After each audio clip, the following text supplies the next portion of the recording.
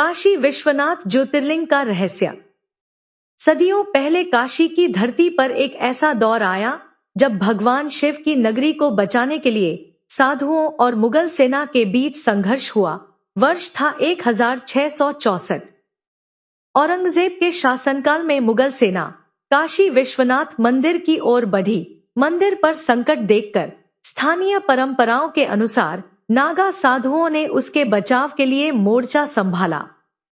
उन्होंने पूरी वीरता से सेना का सामना किया और मंदिर की रक्षा के लिए अपने प्राणों का बलिदान दिया। लेकिन काशी का इतिहास केवल युद्ध और मंदिरों के विध्वंस तक सीमित नहीं है।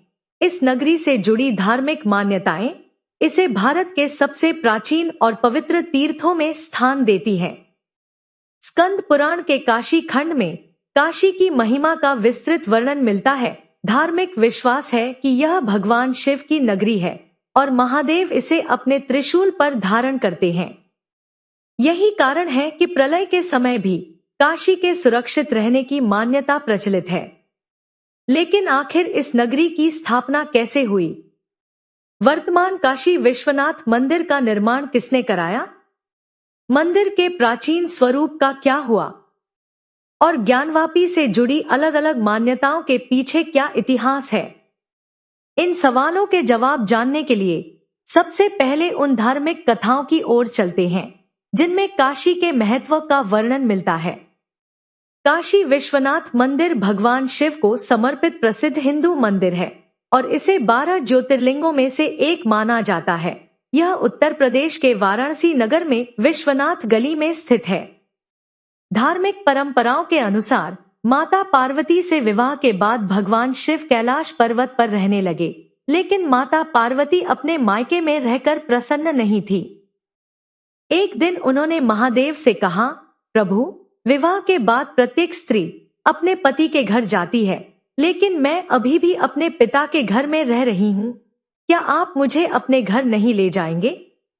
देवी पार्वती की इच्छा समझकर भगवान शिव ने अपने त्रिशूल की नोक पर एक दिव्य नगरी का निर्माण किया। धार्मिक मान्यता में इसी नगरी को काशी कहा गया।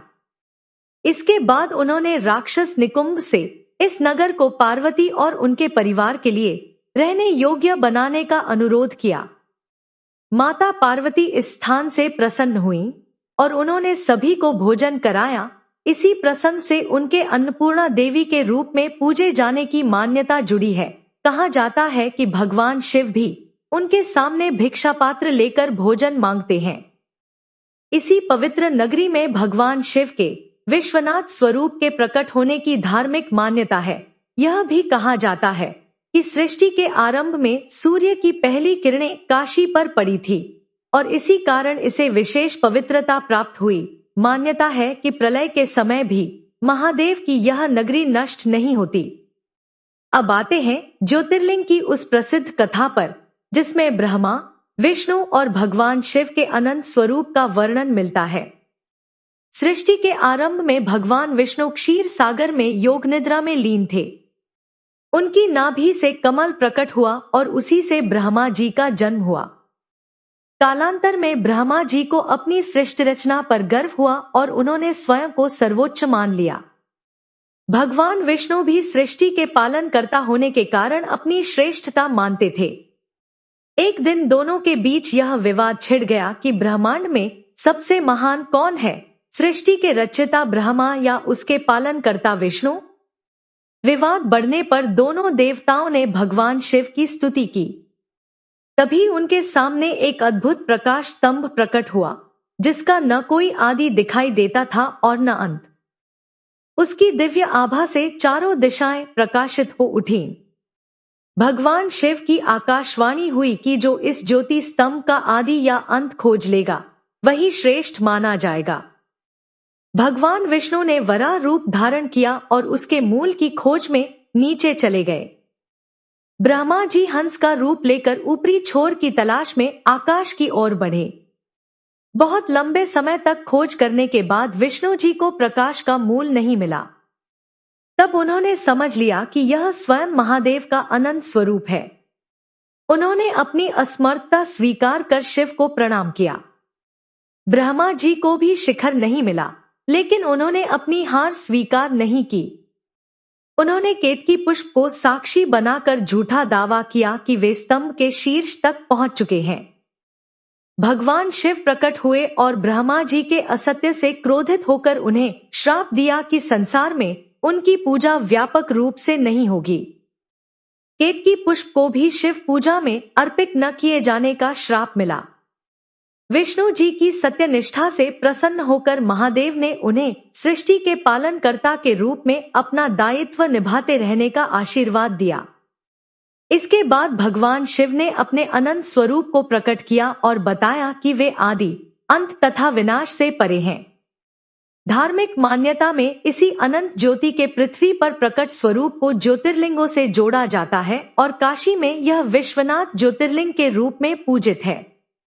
मित्रों, वीडियो में आगे बढ़ने से पहले श्रद्धा से कमेंट में हर हर महादेव लिखिए और वीडियो को लाइक जरूर कीजिए। आपका छोटा सा सहयोग हमारे लिए बहुत बड़ी प्रेरणा है। अब धार्मिक मान्यता से इतिहास की ओर बढ़ते हैं। काशी विश्वनाथ मंदिर की उत्पत्ति सनातन परंपरा में अनादि मानी जाती है, लेकिन ऐतिहासिक रूप से इसके निर्माण और पुनर्निर्माण को लेकर अलग अलग मत मिलते हैं। कुछ परंपराएं इसके प्राचीन निर्माण को सम्राट विक्रमादित्य से जोड़ती हैं, जबकि कुछ विवरण राजा हरिश्चंद्र द्वारा जीर्णोद्धार की बात करते हैं। इन दावों पर इतिहासकारों में पूर्ण सहमति नहीं है। मध्यकाल में काशी पर हुए आक्रमणों के दौरान मंदिर को कई बार नुकसान पहुंचने का उल्लेख मिलता है।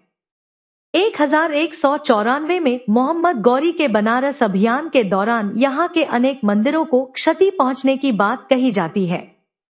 इसके बाद स्थानीय शासकों द्वारा धार्मिक स्थलों के पुनर्निर्माण की परंपरा जारी रही। 15वीं शताब्दी में जौनपुर के सुल्तान महमूद शाह के शासनकाल से भी मंदिर को क्षति पहुंचने की बातें जोड़ी जाती हैं।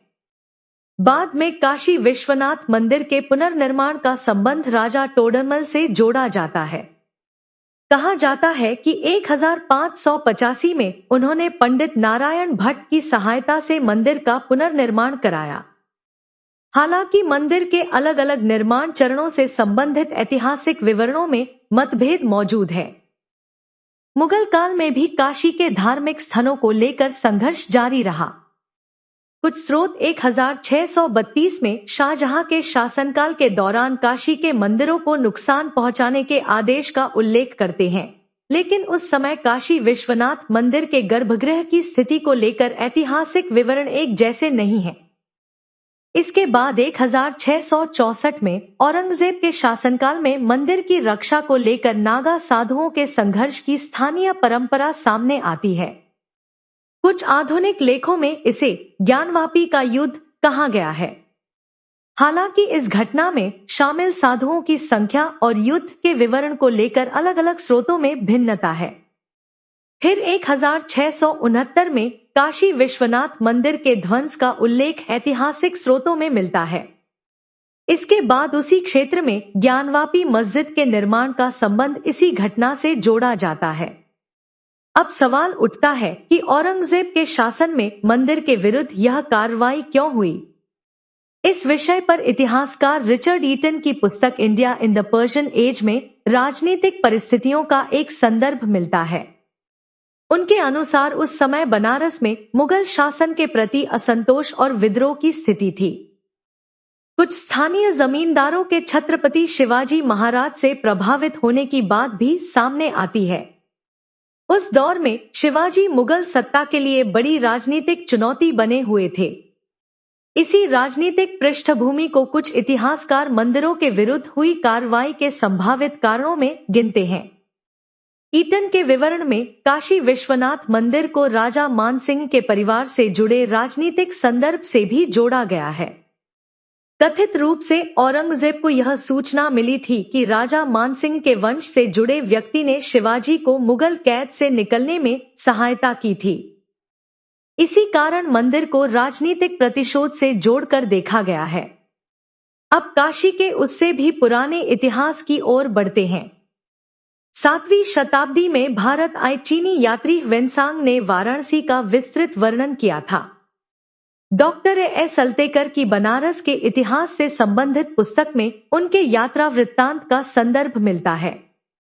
वेनसांग ने वाराणसी को धार्मिक अध्ययन, शिक्षा और कला का महत्वपूर्ण केंद्र बताया। उनके विवरण से काशी की प्राचीन सांस्कृतिक और शैक्षणिक प्रतिष्ठा का भी पता चलता है। उनके यात्रा वृत्तांत से जुड़े कुछ बाद के विवरणों में एक विशाल शिव प्रतिमा या शिवलिंग और उसके ऊपर जलधारा गिरने का उल्लेख किया गया है। मित्रों, हमारा प्रयास भारत के प्राचीन ज्ञान, परंपराओं और सांस्कृतिक विरासत से जुड़ी ऐसी कथाओं को आप तक पहुंचाना है। यदि आपको हमारा यह प्रयास पसंद आता है तो वीडियो को लाइक करें और चैनल को सब्सक्राइब करके हमारा साथ दें। अब एक ऐसी लोक कथा की ओर आते हैं जो काशी विश्वनाथ मंदिर के विध्वंस के समय शिवलिंग को बचाने से जुड़ी है। लोक परंपरा के अनुसार मंदिर पर संकट आने के समय मुख्य पुजारी शिवलिंग को सुरक्षित रखने के लिए उसे लेकर ज्ञानवापी कुएं में कूद गए थे। कहा जाता है कि इस घटना में उनकी मृत्यु हो गई और शिवलिंग उसी कुएं में रह गया। यह कथा धार्मिक लोक विश्वास का हिस्सा है और इसके ऐतिहासिक प्रमाण को लेकर अलग अलग मत है। ज्ञानवापी परिसर से जुड़ा विवाद आधुनिक समय में भी जारी रहा है। हिंदू पक्ष ने वजूखाने में मौजूद एक संरचना को प्राचीन शिवलिंग बताया, जबकि मुस्लिम पक्ष ने उसे फव्वारा कहा। इस विषय को लेकर न्यायालयों में भी लंबे समय तक कानूनी प्रक्रिया चली है। पुरातात्विक सर्वेक्षणों के दौरान भी परिसर में मिले कुछ अवशेषों को लेकर व्यापक चर्चा हुई। रिपोर्टों में विभिन्न पाषाण आकृतियों, स्थापत्य अवशेषों, शिलालेखों और अन्य पुरावशेषों का उल्लेख किया गया। इन वस्तुओं में कुछ को हिंदू धार्मिक परंपरा से संबंधित बताया गया। कुछ अवशेषों की काल सीमा मस्जिद के निर्माण काल से काफी पुरानी बताई गई। इन्हीं पुरातात्विक संकेतों के आधार पर पुराने धार्मिक ढांचे की मौजूदगी पर चर्चा हुई। भारतीय पुरातत्व सर्वेक्षण की रिपोर्ट में भी मौजूदा ढांचे से पहले एक बड़े हिंदू धार्मिक ढांचे के अस्तित्व की बात कही गई और उसके कुछ हिस्सों के बाद की संरचना में इस्तेमाल होने का उल्लेख किया गया। इस रिपोर्ट के निष्कर्षों को लेकर भी विभिन्न पक्षों की अलग अलग व्याख्याएं सामने आई हैं। अब आगे बढ़ते हैं उस मंदिर की ओर जिसे आज हम काशी विश्वनाथ मंदिर के वर्तमान स्वरूप के रूप में जानते हैं। औरंगजेब के शासनकाल के बाद मराठा शासक मल्हार राव होलकर ने काशी में विश्वनाथ मंदिर के पुनर्निर्माण की इच्छा जताई थी, लेकिन वे इसे पूरा नहीं करा सके। बाद में उनकी बहू इंदौर की महारानी अहिल्याबाई होलकर ने इस कार्य को आगे बढ़ाया। धार्मिक परंपरा के अनुसार भगवान शिव ने उन्हें स्वप्न में दर्शन दिए थे। इसके बाद उन्होंने संकल्प लेकर लगभग 1780 के आसपास वर्तमान काशी विश्वनाथ मंदिर का निर्माण कराया। यह मंदिर पुराने धार्मिक स्थल के निकट स्थापित किया गया। मंदिर की भव्यता बढ़ाने में बाद के समय में भी कई शासकों और श्रद्धालुओं का योगदान रहा। महाराजा रंजीत सिंह द्वारा मंदिर के लिए बड़ी मात्रा में सोना दान किए जाने का उल्लेख मिलता है। इस स्वर्ण से मंदिर के शिखरों को स्वर्ण मंडित कराया गया और आज भी यही स्वर्णिम आभा मंदिर की पहचान का महत्वपूर्ण हिस्सा है। अब उस रहस्यमय कुएं की बात करते हैं जिसके जल में परछाई देखकर मृत्यु का अनुमान लगाने की मान्यता कही जाती है। ज्ञानवापी का अर्थ है ज्ञान का कुआं। यह काशी विश्वनाथ मंदिर के निकट स्थित है। धार्मिक परंपराओं में इसे भगवान शिव द्वारा अपने त्रिशूल से बनाए जाने की मान्यता मिलती है ताकि विश्वनाथ ज्योतिर्लिंग की पूजा के लिए पवित्र जल उपलब्ध रहे। लेकिन जिस कुएं को परछाई और मृत्यु की भविष्यवाणी वाली मान्यता से जोड़ा जाता है वह ज्ञानवापी नहीं बल्कि सिद्धेश्वरी मंदिर के पास स्थित चंद्रकूप बताया जाता है।